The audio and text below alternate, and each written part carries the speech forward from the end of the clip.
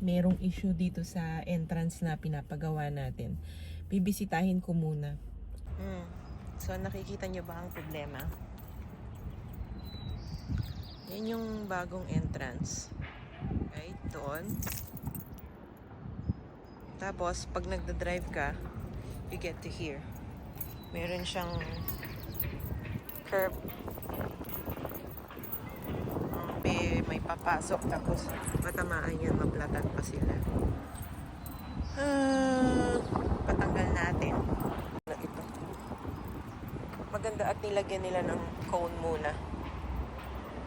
So, tapos, sabi ko rin na lagyan nila ng chain itong mga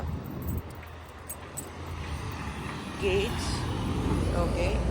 Installed. Good.